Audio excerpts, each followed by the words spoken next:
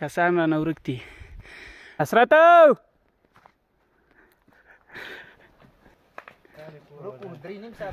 سلیم خبر از ما دي توبه وخت زما ترکیه مسافر راغله. بای بای.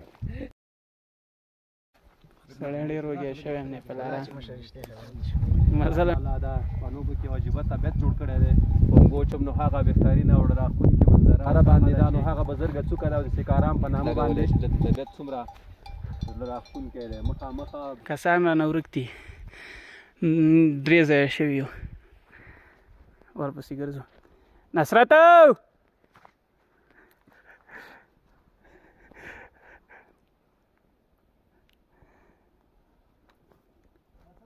یو ډله هلته ده. ماما ورپسې لاړو. ته ودرېږه چې را پیدا کړي خلک. اوازونه ورپسې کوو. موبایل یې کار نه کوي دلته. بیخي یو سیم کارډ هم کار نه کوي. بس ساده زندګي ده.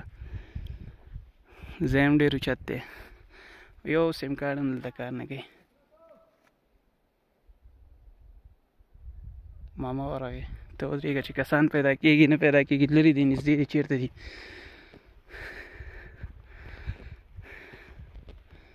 هغوی ستړي شو دمه یې کوله. مونږ ورنه راغلو.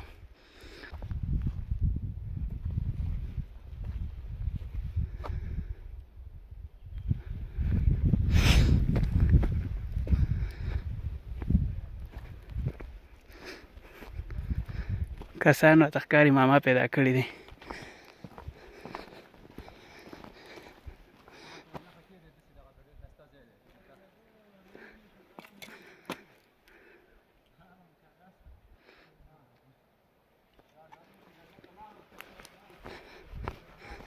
خلکو ته مخې ته ورشو چې درته یې وښیم دغه نه دي. دا رانه پاتې شوي وه. شاته پیدا شو. ماما را پیدا کړه.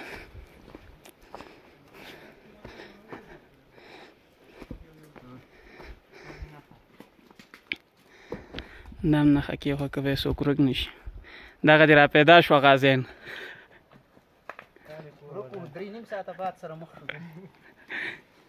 هغه ډېر مخکې لاړه نو.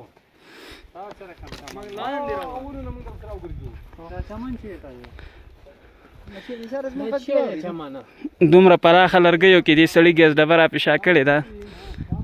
دومره ځای کې ځار پسې راوړله. سلیم خبر از ما دي توبه وخت زما دې توبه امیر صاحب دعوت ته به ځو. امیر صاحب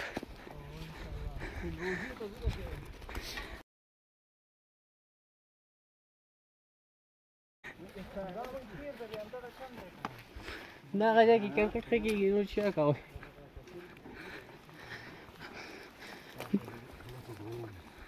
دا نښه شوه د لارې. په دې لاره به واپس ځو.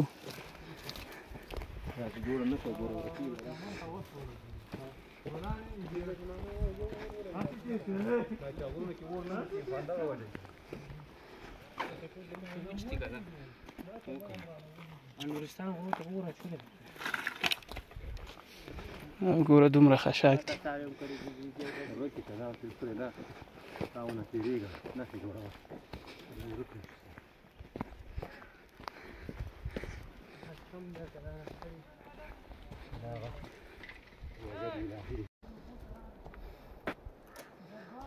دا نور چم شو.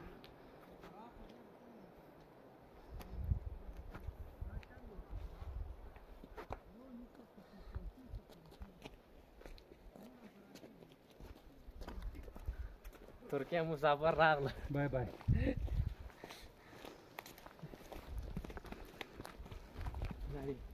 چامو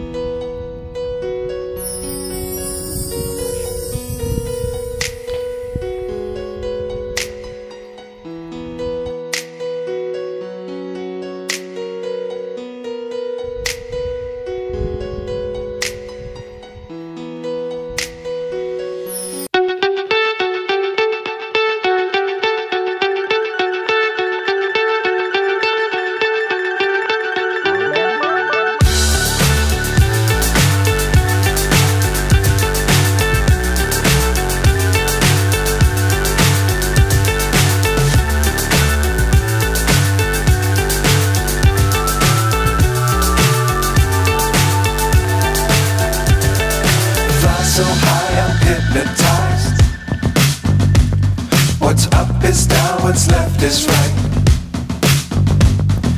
Chasing stars and holding you. I can't see the end, but we'll see it through.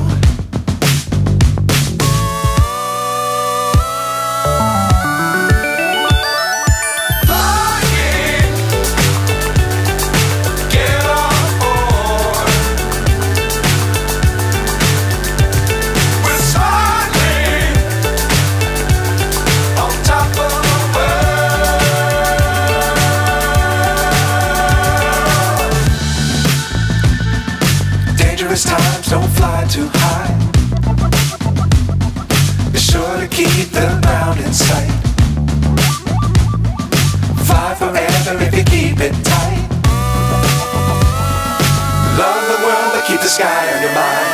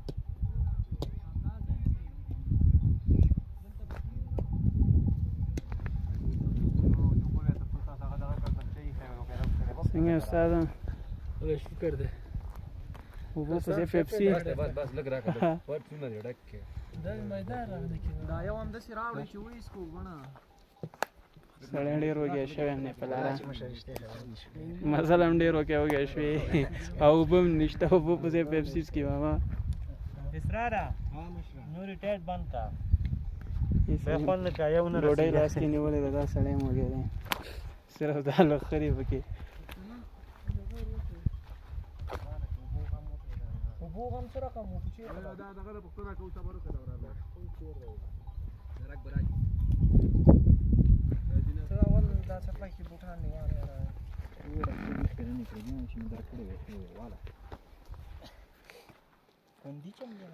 پنګو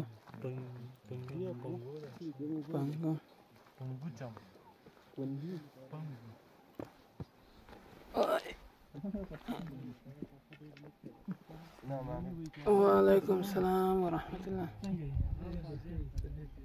ځوانه ستړی مشه ځوانه خیر جوړې په خیر جوړې څنګه د سپوږی کنه اوبه چېرته نږدې چې بخارو بلاندې د کدی نو کې شته دي دینه کې اوبه وي کوم بخارو به خو ډېر لري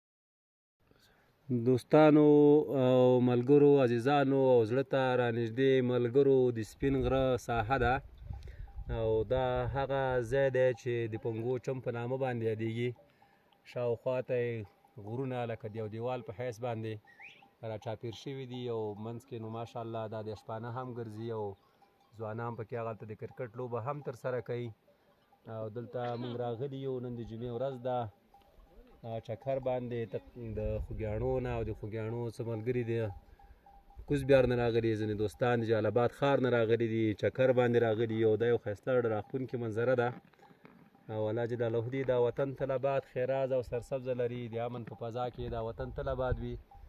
نو دوستانو دلته تقریبا داسې وښایه چې 3 ساعته مزل دی د وزیرو د سره کېنه که څوک راغلي بلد دی او جلالاباد نه تقریبا تر دې ځي پورې 80 کیلومتره غالبا 15 کیلومتره لاره ده او بیا کم ساحې پورې چې موټر راځي هغه البته کومکدار موټر کمزوري موټر نشي راتلی او بیا موټر چې کومه ساحه کې ودرېږي نو د هغې ساحې نه تقریبا تر دغې ځي پورې د راښکونکي ساحې پورې 2 ساعته 1.5 ساعت غالبا پیدل مزل دی او هغه هم سړی د سختو لارو نه تېرېږي. دلته لمنځې دي نختر دي او جنغوزي دي او نورې مختلفې ونې دي. دلته راښکونکې منظره ده د طبیعت یو عجیبه ښکلا جوړه کړې ده.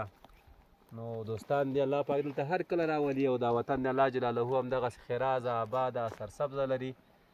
واقعا چې په زړه پورې منظره ده او په زړه پورې ځای دی. دلته نو د ښکلا که هر څومره رنګونه دي او سړی د هغې تعریف چې هغه څنګه لازم دی وکړي په تعریف او په صفت باندې ارځي. نو څنګه سړی تاسو ته معرفي کړي دا ځای چې دا د ښکلاګانو نه ډک او د سپین غره په لمن کې او د هغه په غېږه کې دوستانو ګرد چاپېره تاسو غرونه ګورئ یو دیوال حیثیت لري. موږ تقریبا دلته نو د مخ په قبله چې د شرق طرف ته موقعیت لري او غرب طرف ته رانه د سیکارام څوکه پاتې کېږي چې هغه اوس دلته نه ښکاري. د المنځو نخترو د اسرپو ونې دي دې هغه منطقه بنده کړې ده نه ښکاري. او تاسو دې الله پاک دغلته راولي په چکر باندې ورېځې راغلې او باران نه شي نو دلته مخامخ غره باندې واورې هم ښکاري. زړه راښکونکی ځای دی.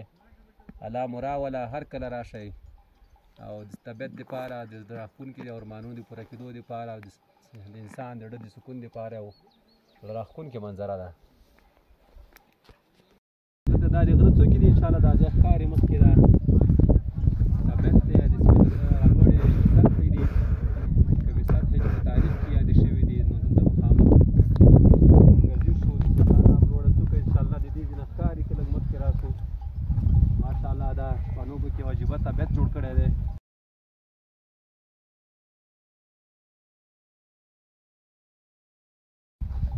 او مخامخ انشاءالله که تاسو ته معلومات کېږي د مخامخ ونو کې 2 څوکې ښکاري چې دا نږدې څوکه یو طرف ته بله ده. د اولې څوکې نه دویم طرف ته د سیکارام لوړه څوکه ده چې د بزرګې څوکې په نامه باندې یادېږي. مخامخ دا د ونو داسې شو مخامخ دا د ونې په منځ کې چې کومه ښکاري دا د سیکارام لوړه سطحه ده او هغه سطحه ده چې د سپین غره ښکلا یې بیخي سره یو په څو چنده زیاته کړې ده او دې پلو نو دا پنګوچ هم دی. تاسو ممکن اورېدلي وي پنګوچ هم نو هغه بهترینه او زړه راښکونکې منظره او ساحه ده چې د انسان روح پکې واقعا چې څنګه لازمه ده هغسې سکون او ارام مومي. ښایسته ځای دی غرونه دي د سکون دپاره او دا غرونه د الله جلاله د امن په فضا کې همدغسې ارام او سرسبزه لري چې هېوادوال راشي او په مینه باندې د غرونو سیاحت دپاره راشي. غرونه دي نو ماشاءالله چې څومره سړی د طبیعت د ښکلا صفتونه وکړي ارځي او دې طرف ته کومې دا خورین دا کمره دې بل طرف ته کښېنو دې خوا نه دا د سیکارام څوکه چې دا ډېره ښایسته ښکاري. غرونو مخامخ که تاسې وګورئ دا د ما د لاس په اشاره باندې دا نو هغه بزرګه څوکه ده او د سیکارام په نامه باندې د واورو باندې پوښل شوې ده. او دلته موږ چې کومه ساحه کې ولاړ یو نو دا هغه ساحه ده کومه ساحه چې د پنګوچ هم په نامه باندې یادېږي. او مخامخ دا کومې ته چې ما اشاره کړې ده دا نو د بزرګې څوکې یا د سیکارام هغه لوړه سطحه ده د سپین غره په نامه باندې او د سپین غره کې چې موقعیت لري او شاوخوا نو دلته طبیعت دی او طبیعت نو دومره ښکلی دی چې انسان د طبیعت د ښکلا هغه اندازه نشي لګولی چې دلته طبیعت څومره زړه راښکونکی دی. مخامخ چې دوستان ناست دي هغوی هم په چکر باندې راغلي دي او دا نو شپانه دي ماشاءالله چکر پکې وایي او ډېر ښایسته ځای دی.